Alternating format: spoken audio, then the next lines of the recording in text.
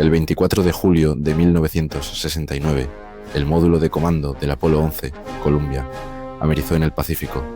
A bordo, 3 astronautas, Neil Armstrong, Buzz Aldrin y Michael Collins, regresaban como héroes, habían cumplido el sueño de la humanidad: pisar la Luna.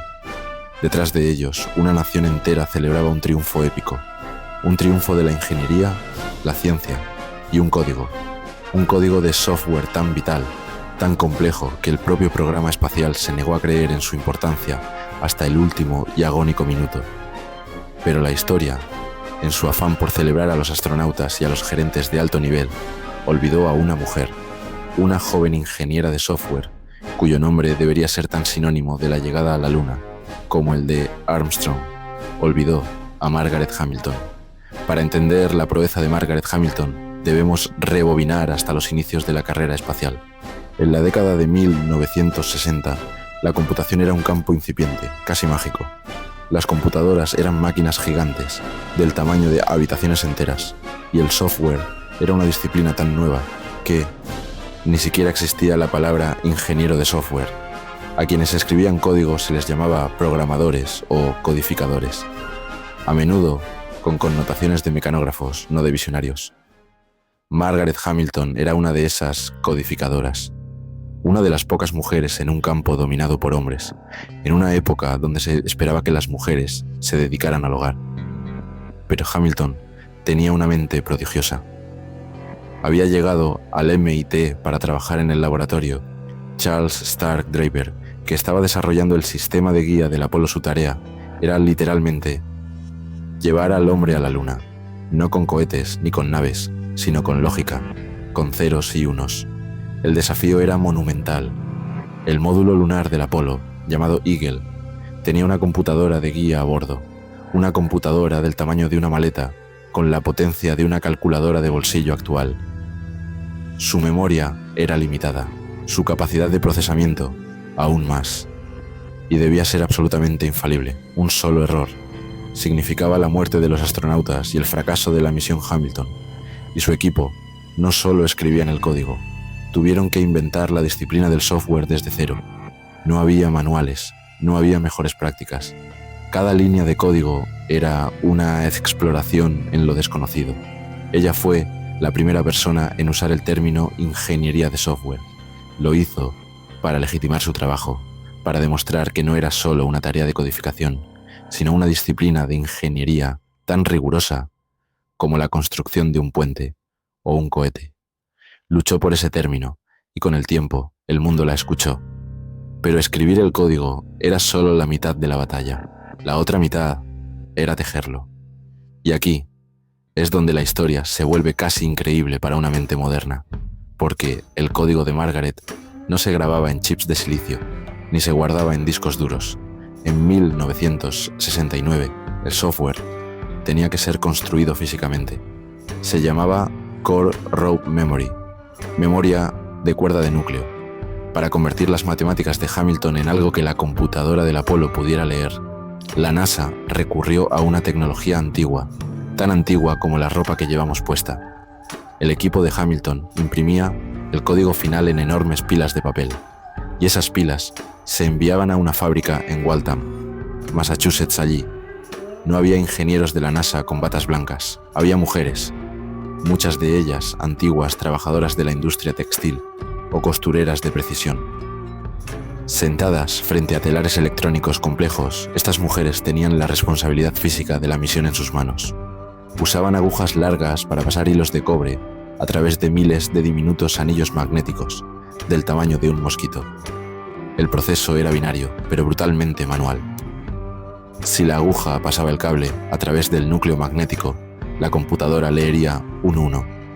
Si la aguja pasaba el cable por fuera del núcleo, leería un 0. Era un trabajo de paciencia infinita y riesgo absoluto.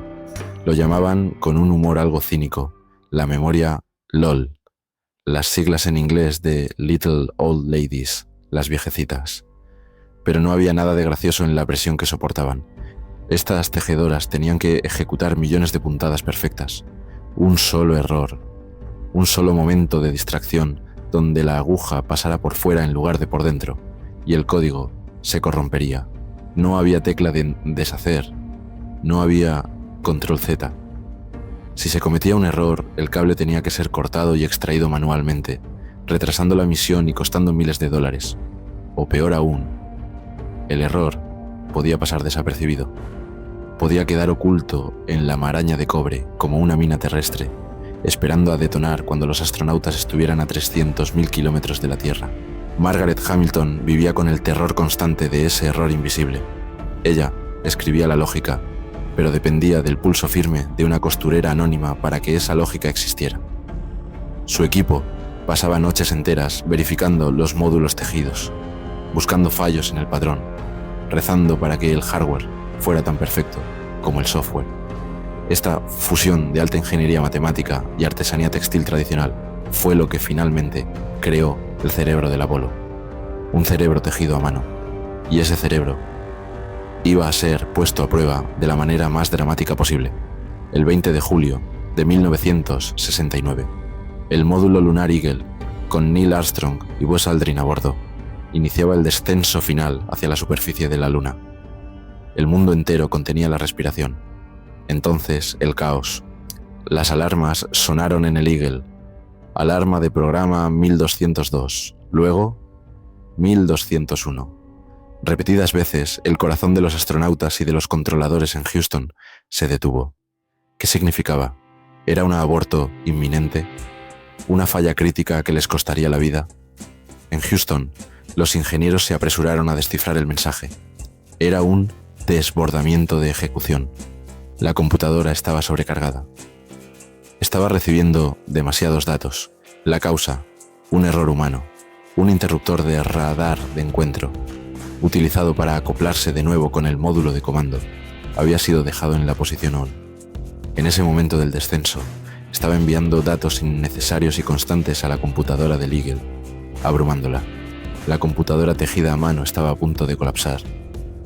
En ese momento crítico, cuando los segundos eran minutos, el código de Margaret Hamilton entró en acción. Su sistema de prioridad de procesos se activó. Detectó que la computadora estaba recibiendo una avalancha de datos de baja prioridad. El software de Hamilton decidió descartar esos datos del radar de encuentro y centrarse únicamente en las tareas cruciales para el aterrizaje: la altitud, la velocidad, el control del motor. El software no se bloqueó, no falló, simplemente decidió que era importante. En Houston, el joven controlador de vuelo, Steve Bales, de solo 26 años, gritó: «¡Estamos bien! ¡Go, go!». El software estaba haciendo lo que Hamilton había diseñado: operar de forma autónoma y priorizar.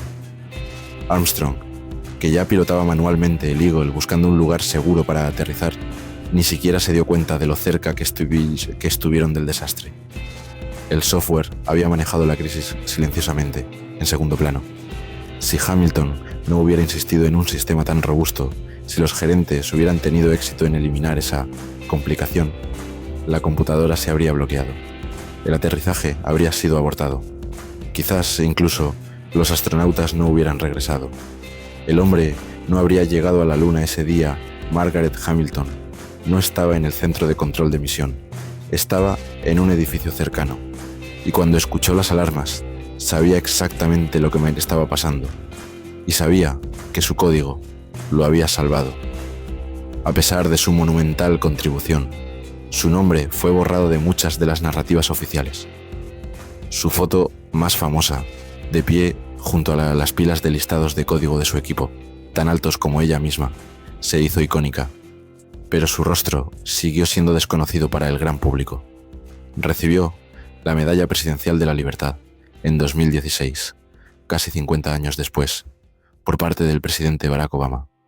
Un tardío reconocimiento a la mujer que había sido pionera en una disciplina y que había salvado el momento más crítico de la misión Apolo 11. Hoy, cada vez que una aplicación se abre en tu teléfono o un programa funciona sin problemas en tu ordenador, o incluso cuando un cohete de SpaceX ajusta su trayectoria, la sombra de Margaret Hamilton está allí.